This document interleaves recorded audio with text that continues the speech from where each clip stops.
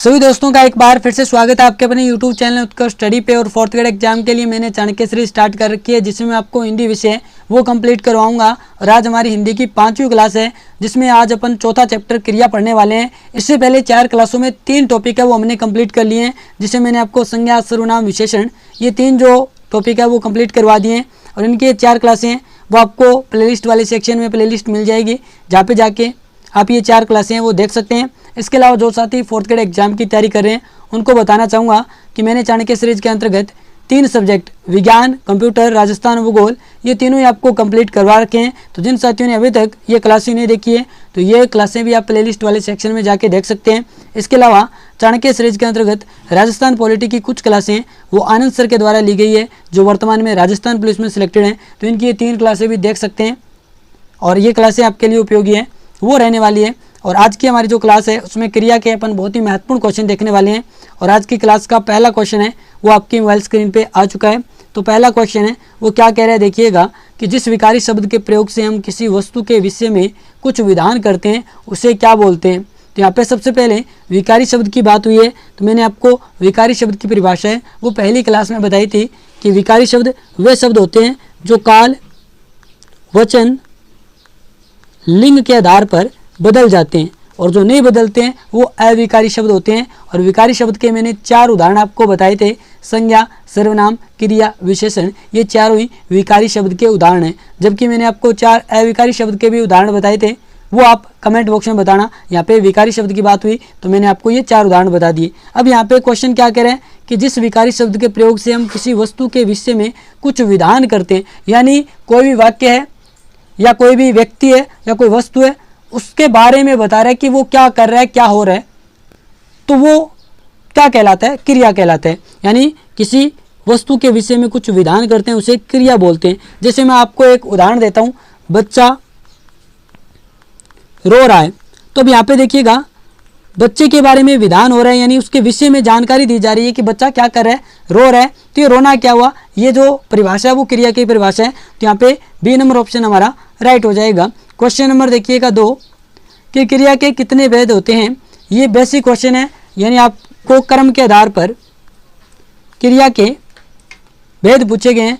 तो कर्म के आधार पर क्रिया के जो भेद हैं वो 2 हैं। कौन कौन से, एक तो आपका होता है सहकर्मक और एक होता है आपका अकर्मक।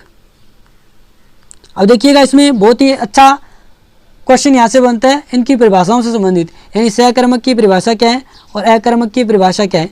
तो सहकर्मक यानी जिसमें कर्म हो, और इसका मतलब अकर्मक जिसमें कर्म नहीं। अब यहाँ पे परिभाषा इसकी बनेगी ना वो ऐसे बनेगी कि सहकर्मक में क्या होता है कि जो क्रिया उसका फल है वो कर्म पर पड़ता है, और अकर्मक में कर्म पे नहीं पड़ता है बल्कि कर्ता पे पड़ता है। तो यहाँ पे ये बातें वो बहुत बार एग्जामिनर है क्वेश्चन में पूछते हैं। तो आगे मैंने क्वेश्चन में पूछ रखी है एग्जामिनर के पूछने से पहले, और आप जब एग्जाम में जाएंगे तो आप आराम से करके आएंगे।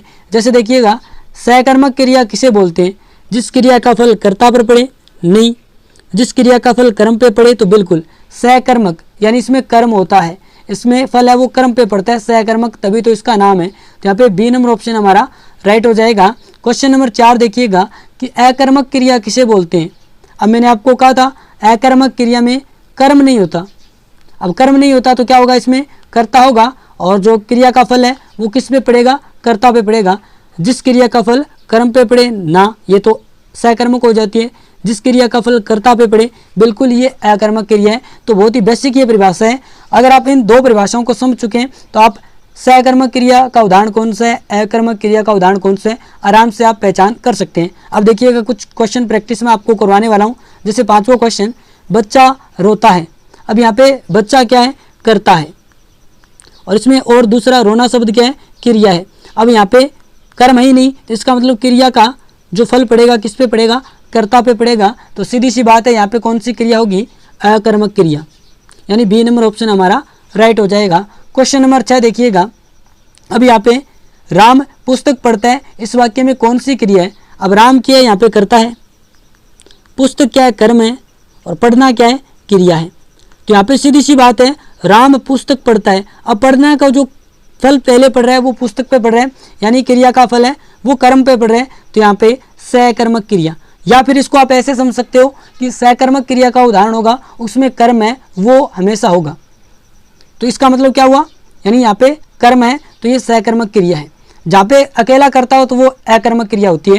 तो ए नंबर ऑप्शन हमारा राइट हो जाएगा। क्वेश्चन नंबर 7 देखिएगा कि जिस क्रिया का फल कर्म पर न पड़कर कर्ता पर पड़ता है उसे कहते हैं। तो कर्ता पर जिस क्रिया का फल पड़ता है उसको अपन अकर्मक क्रिया बोलते हैं, यानी बी नंबर ऑप्शन हमारा राइट हो जाएगा।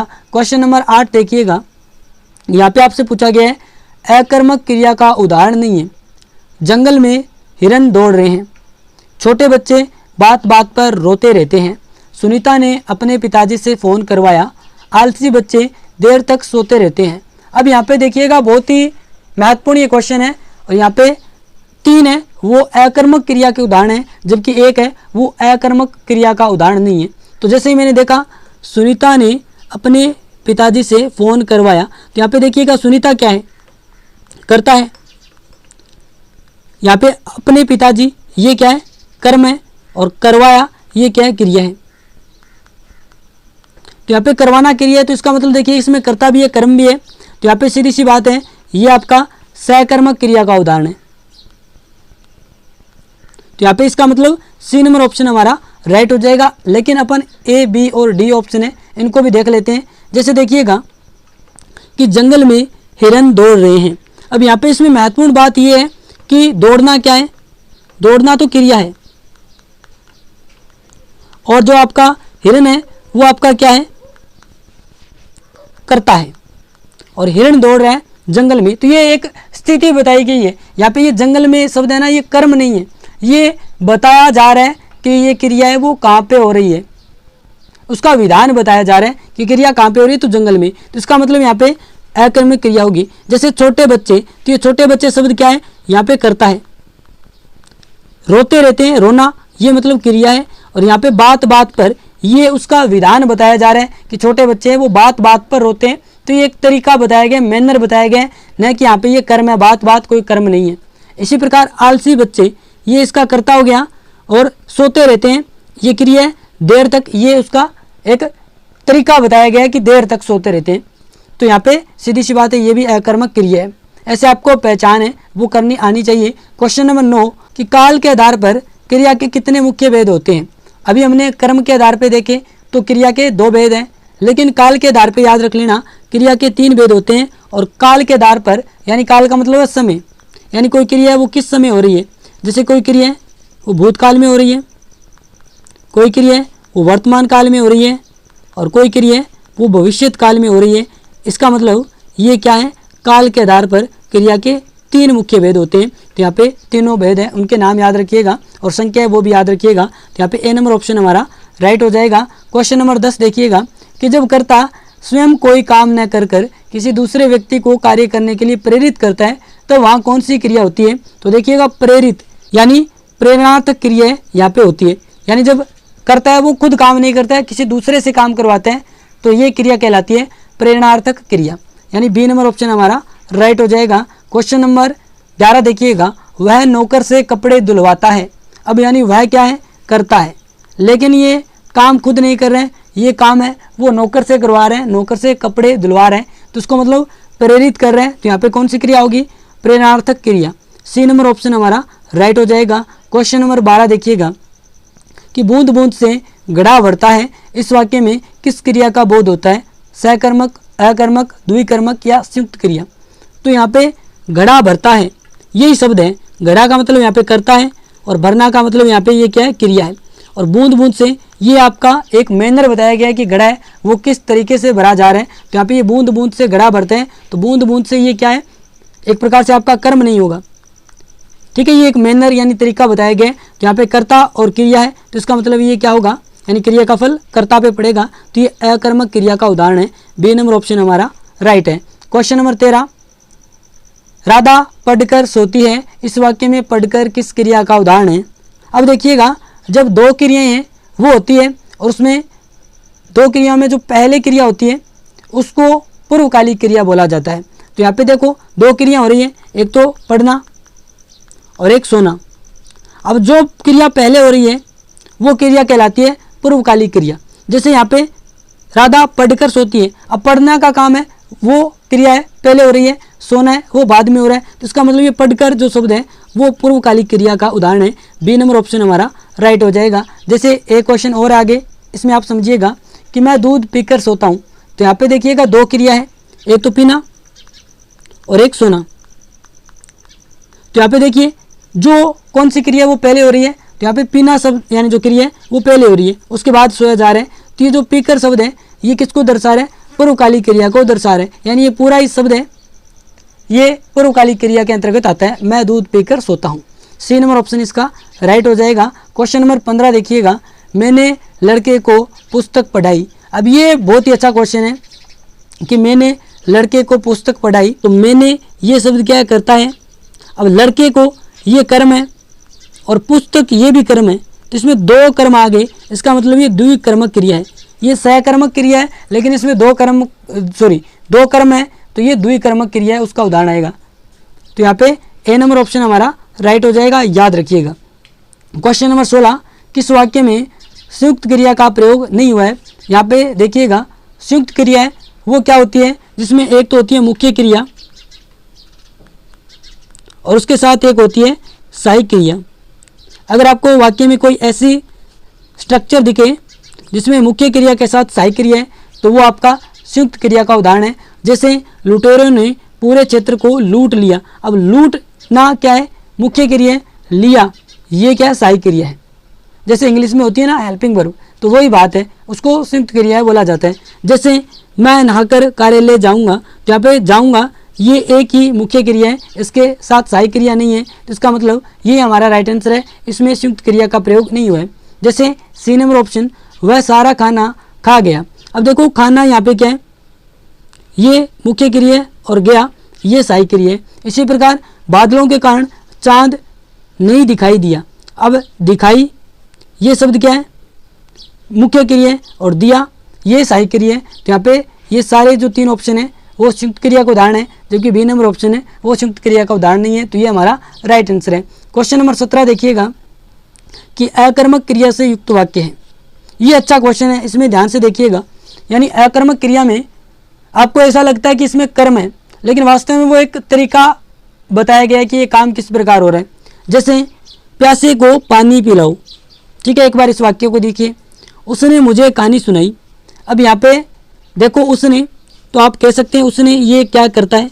अब कहानी सुनाई, तो ये कहानी क्या है, ये कर्म है, इसका मतलब ये सहकर्मक क्रिया है, इसको काट सकते हैं। माँ बच्चे को सुलाती है, अब माँ क्या है, आप कहेंगे करता है, और बच्चा यहाँ पे कर्म हो गया और सुलाना क्रिया हो गया, तो ये आपकी सहकर्मक क्रिया है। बच्चा खिलौने के लिए रो रहा है और प्यासे को पानी पिलाओ। यहाँ पे देखिएगा प्यासे को पानी पिलाओ, बच्चा खिलौने के लिए रो रहा है, तो ये एक तरीका बताया गया है कि बच्चा वो खिलौने के लिए रो रहा है। यहाँ पे खिलौना शब्द है ना, वो कर्म नहीं है, यानी उसके लिए रो रहा है, तो यहाँ पे ये रोना और बच्चा ये मानी सी नंबर ऑप्शन हमारा राइट हो जाएगा। यहाँ पे देखो प्यासे को पानी पिलाओ, ये पानी यहाँ पे कर्म है और ये पानी है पिलाओ से जुड़ रहे हैं, और प्यासा यहाँ पे क्या है, कर्ता शब्द है। तो याद रख लेना, ये बच्चा खिलौने के लिए रो रहा है, यानी इसमें बताया जा रहा है कि वो किस चीज़ के लिए रो रहा है, न कि यहाँ पे कर्म है। रोने का संबंध खिलौने से नहीं है, बच्चे से बच्चा रो रहा है खिलौने के लिए, ऐसे भी इसको बोल के देख लिया जा सकता है। तो यहाँ पे याद रख लेना सी नंबर ऑप्शन है वो हमारा राइट होगा, यानी अकर्मक क्रिया से युक्त ये वाक्य है। क्वेश्चन नंबर 18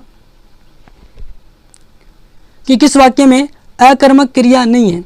यानी तीन जो वाक्य हैं उनमें तो अकर्मक क्रिया है, एक में नहीं है। जैसे पक्षी है वो आकाश में उड़ रहे हैं, ये बहुत बार शब्द आता है, इसमें यहाँ पे देखिएगा उड़ना क्रिया है, पक्षी है वो करता है, और यहाँ पे ये आकाश में ये एक स्थिति बताई जा रही है कि पक्षी कहाँ पे उड़ रहे हैं, आकाश में। तो यहाँ पे ये आपका अकर्मक क्रिया का उदाहरण है, तो ये हमारा राइट आंसर नहीं होगा। ये पूछ रहा है कि कौन सा अकर्मक क्रिया नहीं है। सभी कर्मचारी अपना अपना काम कर रहे हैं, इसको भी देखेंगे। अब देखिएगा बालक जमीन पर बैठा है, अब यहाँ पे बालक बैठा है जमीन पर, इसका मतलब ये जमीन पर उसकी स्थिति बताई जा रही है, तो ये आपकी अकर्मक क्रिया का उदाहरण है। हरीश गाँव गया, ये भी याद रख लेना अकर्मक क्रिया का उदाहरण है, यानी गया ये क्या है, सेकंड फॉर्म है, आप देखेंगे तो ये भूतकाल में आती है। गया वास्तव में क्या होता है, जाना, यानी जो वर्तमान क्रिया होती है वो जाना, और यहाँ पे हरीश है वो गया, किस ओर, गांव की ओर। ये आपका एक मैनर है बताया गया है, न कि यहाँ पे गांव कर्म है। यहाँ पे सभी कर्मचारी अपना अपना काम कर रहे हैं। अब यहाँ पे ये अपना अपना तो तरीका है, लेकिन काम करना ये कर्म है उनका, यानी सभी कर्मचारी करता है और काम कर रहे हैं, करना यहाँ पे क्रिया है, काम उनका कर्म है। तो यहाँ पे बी नंबर ऑप्शन है वो याद रख लेना, सहकर्मक क्रिया का उदाहरण है। और यहाँ पे ये जो 3 है ना वो अकर्मक क्रिया का उदाहरण है। जैसे हरीश गाँव गया, अभी आपको लग रहा होगा कि हरीश गाँव गया, गाँव कर्म है, नहीं, ये एक उसकी ओर संकेत कर रहे हैं। क्वेश्चन नंबर 19 देखिएगा, वह क्रियाएं जो संज्ञा या विशेषण से बनती है कहलाती है सहकर्मक क्रिया, वर्तमानक काली क्रिया, या फिर नाम धातु क्रिया या संयुक्त क्रिया। तो याद रख लेना, ऐसी क्रियाएं जो संज्ञा और विशेषण से बनती है उनको बोला जाता है नाम धातु क्रिया। जैसे आप देखेंगे संज्ञा शब्द है हाथ, हाथ से क्रिया बनती है हथियाना। जैसे बात, तो इससे बना बतियाना। तो ये सारी जो क्रियाएं हैं ये नाम धातु क्रिया के अंतर्गत आएगी, याद रख लेना। ये क्वेश्चन है, इंपॉर्टेंट है, सीधा पूछा जा सकता है। क्वेश्चन नंबर 20, निम्नलिखित में से सहकर्मक क्रिया किस वाक्य में है? रामू सदा रोता रहता है। अब देखो रोना क्रिया है, रामू क्या है, करता है, सदा ये एक तरीका बताया गया है या उसकी स्थिति बताई गई है कि वो कब कब रोता है। तो यहाँ पे ये क्या है, अकर्मक क्रिया का उदाहरण है। कौन सी क्रिया का उदाहरण है? अकर्मक क्रिया का उदाहरण है। उसके बाद में देखिएगा हरीश छत पर है। अब ये हरीश छत पर है, इसकी स्थिति बताई जा रही है कि हरीश कहाँ पे है, छत पे। तो यहाँ पे ये हरीश की स्थिति बताई गई है, तो ये अकर्मक क्रिया है। इसमें आप देखेंगे कर्म है ही नहीं, तो यहाँ पे ये आपकी अकर्मक क्रिया है। माधव सोता है, यहाँ पे देखो माधव कर्ता हो गया और सोना क्या हो गया, क्रिया। तो यहाँ पे ये अकर्मक क्रिया है। चंदन ने सब्जी खरीदी, अब खरीदना क्रिया है, चंदन करता है, सब्जी कर्म है। तो यहाँ पे डी नंबर ऑप्शन हमारा राइट हो जाएगा। नेक्स्ट क्वेश्चन, क्वेश्चन नंबर 21 कि मोहन ने अविनाश को पढ़ाया, वाक्य में कौन सी क्रिया है?